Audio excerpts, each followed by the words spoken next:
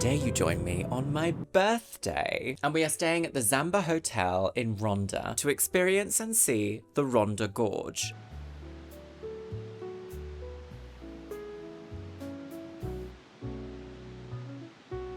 A beautifully historic town in Andalusia with a history that spans centuries. For this trip, I am testing the Yongnuo 17mm f1.7 micro four thirds lens. This is a lightweight and budget-friendly wide aperture prime lens that has really surprised me on this trip. Now, I could do the same thing as every other camera, photographer, lens reviewer here on YouTube and give you all of the flat out specs about this lens, but I'm guessing that you probably want to see if this lens can perform in real world conditions. If you do not know me, my name is Luxeria. I have another channel here on YouTube in which I do reaction and commentary content, and this is my travel and photography and tech channel. Every single shot that you see in this video, except the ones labeled iPhone, are filmed on this lens, and the camera that I'm using for this is the Lumix GH6. So before we get into the nitty-gritty about this lens, let me show you what it's capable of.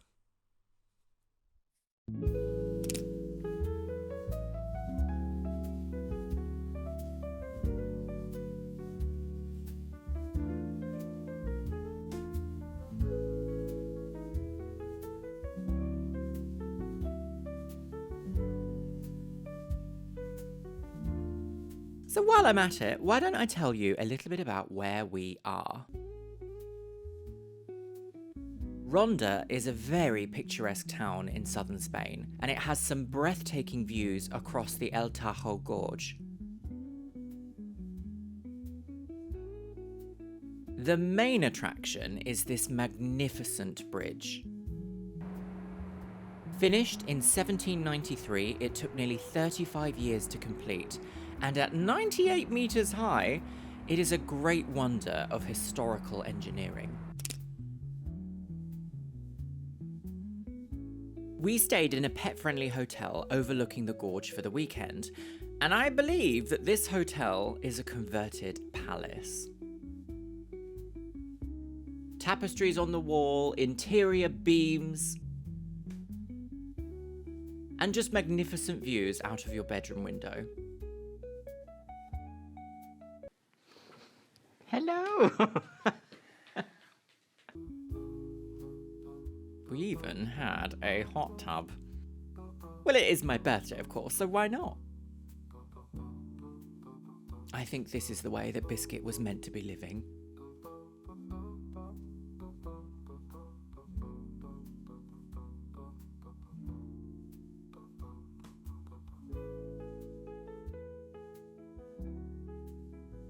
In the Middle Ages, under Moorish rule, the town of Ronda was a bustling hub of doctors, poets, philosophers, and even musicians. And honestly, with these breathtaking surroundings, it is no mystery as to why.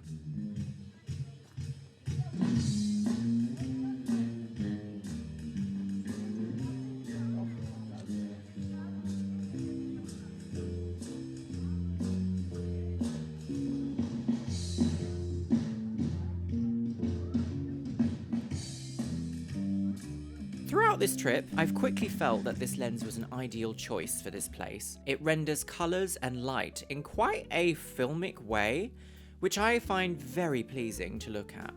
The only downsides I've experienced have been quite minor, really. Only sometimes can you hear the aperture blades make noise when you are changing your aperture. This would not be an issue for photo, but it is something to consider for video work. In fact, I was enjoying using this lens so much that it very quickly just slipped to the back of my mind, and I sort of love it when tech does that because I didn't have to fight with it once. The autofocus responds fast and accurately, even on my GH6.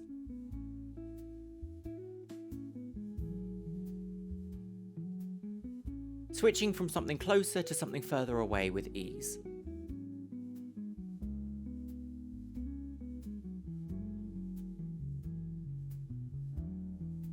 These outdoor shots in and around the town are mainly shot at aperture f8.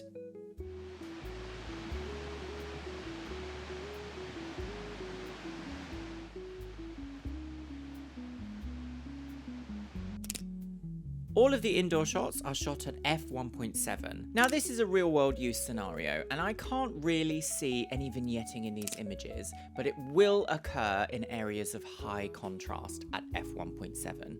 Now, Micro Four Thirds is never really going to be a better choice than full frame if you're doing specific low light or night light shots. But again, I've been really impressed with this lens's performance in low light situations.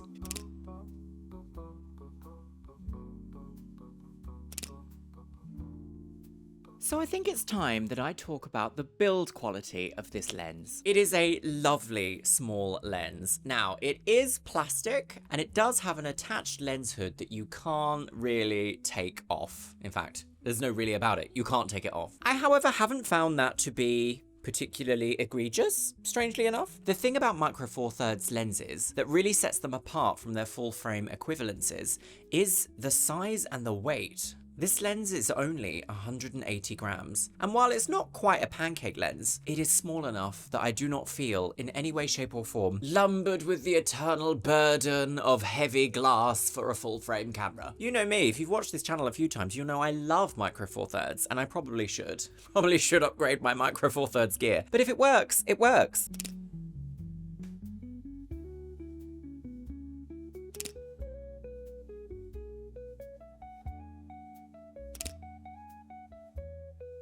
The Yongnuo 17mm f1.7 lens has a full frame equivalence of 34mm, and the f1.7 makes it approximately an f3.4 in full frame equivalency in terms of aperture. All of the other Micro Four Thirds lenses in my collection are zoom lenses, and they start at around f3.5, which is an equivalent of f7. So this is a huge jump in being able to capture more light to my sensor.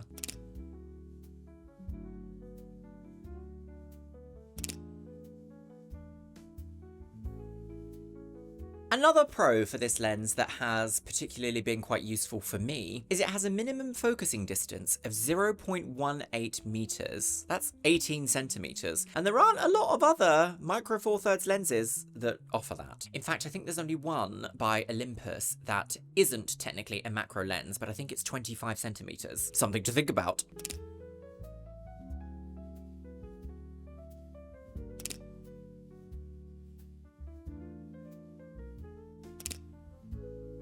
This lens only weighs 180 grams, and it has been a joy to take out and about with me. It is not optically stabilized, but a lot of Micro Four Thirds cameras have incredible IBIS. Now listen, the Lumix GH6 is a huge beast of a camera, and having a smaller, more lightweight lens on it has really actually made me enjoy this format a little bit more. I've found that I don't get tired whilst carrying this camera around. I know that sounds a little bit ludicrous to say, how can you be tired carrying a camera around when you do travel content and it's all day around your neck or around your wrist? It can become quite cumbersome.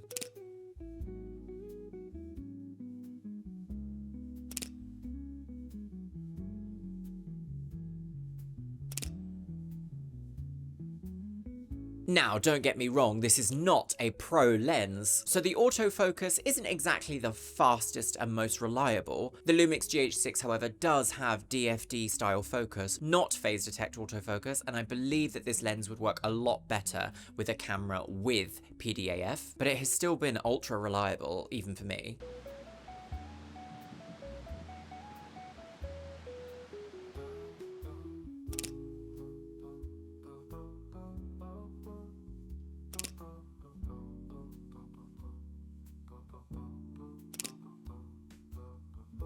If you watched my video here previously on how to pick the correct aperture, you'll know that my favourite aperture to shoot at is f4. I think it gives just enough bokeh, background blur, in order for the subject to pop, but not so much that it becomes kind of distracting. So I've found with this lens, my sweet spot of shooting is about f2 to f2.8. So that's a full frame equivalent of f4 to f5.6.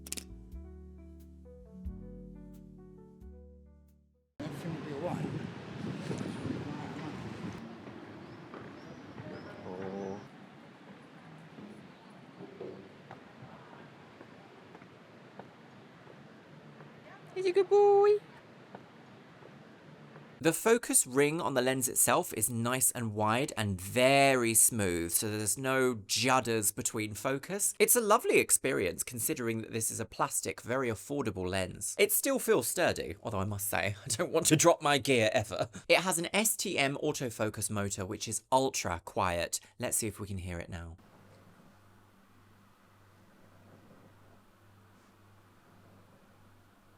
And while this lens is not technically weather sealed, it is weather and dust resistant, so use at your own caution. When it comes to chromatic aberration, this is only an issue if you're shooting really dramatic differences of contrast between something really dark and really light at very low apertures. I haven't really found that to be an issue in the way that I shoot my content. For me, sometimes I think fringing can add a certain artistic element to something. However, I know that there will be photographic purists out there that are like, absolutely not, it needs to be the sharpest, cleanest image possible. Sometimes I find creativity and aesthetic is found in the images that aren't perfect.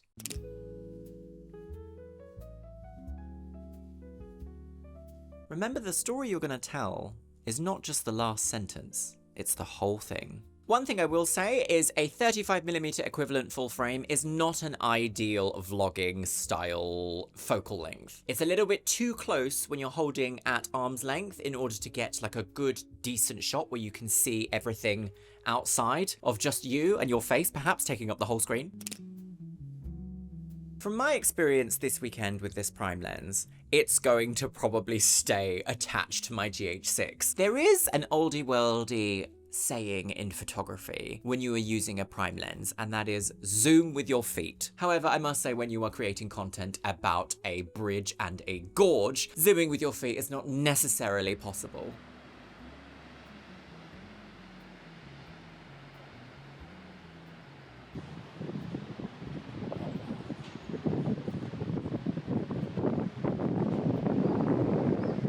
But I'm so happy with how this lens has performed, and it is such a joy to me to be able to create content like this, because it gets me out of my studio, and it's so lovely to see such brands really seeing something special in the way that I create content, and wanting to get involved with that. If you want to grab your own Yongnuo lens, I have an affiliate link in the description box below.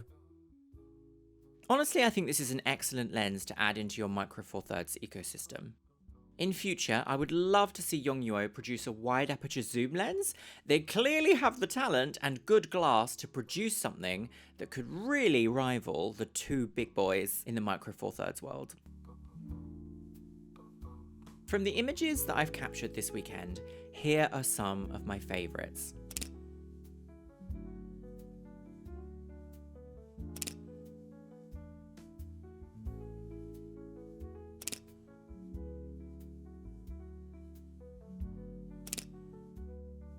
I'd love to know what your favourites are.